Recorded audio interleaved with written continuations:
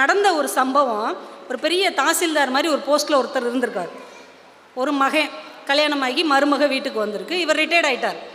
காலையில் அவருக்கு சுகர் இருக்கிறதுனால சர்க்கரை இல்லாமல் ஒரு காஃபி கொடுப்பாங்க. குடிச்சிட்டு தலைவர் பேப்பர் படிப்பார். படிச்சுட்டு வாக்கிங் போயிட்டு வருவார். வந்தோடனே 2 இட்லி, தேங்காய் சட்னி கொழுப்புங்கிறதுனால இது கொஞ்சம் சாம்பாரும் எண்ணெய் இல்லாமல் பொடியும் வைப்பாங்க. சாப்பிடுவார். அப்படி ஃப்ரெண்ட்ஸோடு பேசுவார். மத்தியானம் வருவார். 12:30க்கு ஒரு கப்பு சோறு, காய்கறிகள், கொஞ்சம் தயிர் சாப்பிட்டு தூங்குவார். 4 மணிக்கு எந்திரிச்ச உடனே ஒரு டீ குடிப்பார். மறுபடியும் வாக்கிங் போவார். 7:30க்கு வீட்டுக்கு வருவார். ஒரே ஒரு சப்பாத்தி இல்லைன்னா 2 சப்பாத்தி, வெண்டைக்காய் கூட்டு இந்த மாதிரி வச்சு கொடுத்துருவாங்க. சாப்பிட்டு ஒரு டம்ளர் பால் குடிச்சிட்டு தூங்கிடுவார். ஜம்முன்னு வாழ்க்கை போய்கிட்டு இருக்கு. மகன் மருமகள்லாம் அவ்வளோ மரியாதை. திடீர்னு இந்த மாமியாருக்கு சித்தி அவங்க ஊரில் இறந்து போயிட்டாங்க. 2 நாள் நான் போயிட்டு வர்றேன், மருமக உங்களை நல்லபடியாக பார்த்துக்கிடுவான்னு மருமகளை கூப்பிட்டு அட்வைஸ் பண்ணுதுமா. காலையில் 6:30க்கெலாம் மாமாவுக்கு காஃபி கொடுத்துடணும்.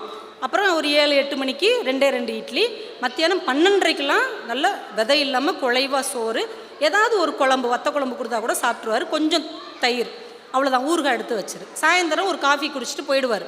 அப்புறம் சப்பாத்தி மட்டும் ஒரு 2 சப்பாத்தி சாஃப்டாக இருக்கணும்டா, நல்லா பார்த்து கொடுத்துரு. நைட்டு ஒரு 8:30க்கு ஒரு அரை டம்ளர் பால் மட்டும் ஊற்றி கொடுத்தேன்னா குடிச்சிடுவார். 2 நாள் தான் பார்த்துக்கிடுவேல.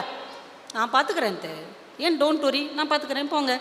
போயிடுச்சு அத்தை மருமகளை நம்பி விட்டுட்டு. 2 நாள் கழித்து வீட்டுக்கு வருது. இங்கே அந்த மனுஷனை தேடுது. வாசலில் காணும், சேரில் காணும்.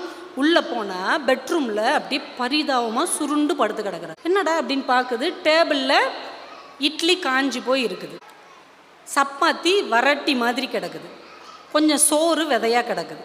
அன்னைக்கு முந்தின நாள் உள்ளது. அதை எடுக்கக்கூட இல்லை. அதை பார்த்தவொடனே அந்த கிளவி கண்டுபிடிச்சிருச்சு. ரைட்டு, காலையில் 6:30க்கு கொடுக்க வேண்டிய காஃபியை 8 மணிக்கு கொடுத்துருக்குறான். 8:30க்கு கொடுக்க வேண்டிய சாப்பாடை 10 மணிக்கு கொடுத்துருக்கா. அது இட்லியை காஞ்ச இட்லியாக கொடுத்துருக்கா. மத்தியானம் குழைவாக கொடுக்க வேண்டிய சாப்பாடை விதையாக கொடுத்துருக்கா.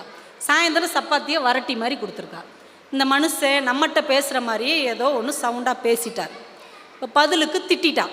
உங்கள் வீட்டுக்காரி மாதிரி கிடையாது, நான் வச்சதை நீங்கள் சாப்பிடணுங்கிற மாதிரி ஏதோ சொல்லிட்டா. இவரை இது வரைக்கும் வீட்டில் யாரும் எதிர்த்து பேசுனதே கிடையாது.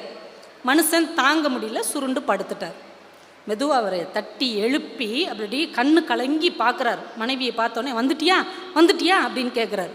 உடனே அவர் தலையை வருடிட்டு அந்த அம்மா சொல்லுது, ஒவ்வொரு நாள் நான் கோயிலுக்கு போய் சாமி கும்பிடும் போதும், பூஜை அறையில் நெத்தியில் அந்த குங்குமம் வைக்கும் போதும் கடவுள்கிட்ட என்ன வேண்டுவேன்னா, நான் சுமங்கலியாக போய் சேரணும்னு வேண்டுவேன். ஆனால் இனிமே நான் அந்த அம்மாட்ட என்ன வேண்ட போகிறேன் தெரியுமா, உங்களை நல்லபடியாக அனுப்பி வச்சுட்டு அதுக்கப்புறம் நான் போய் சேரணும் தான் வேண்டுவேன். நான் இல்லைன்னா உன்னை இங்கே பார்க்குறதுக்கு ஆளே கிடையாது.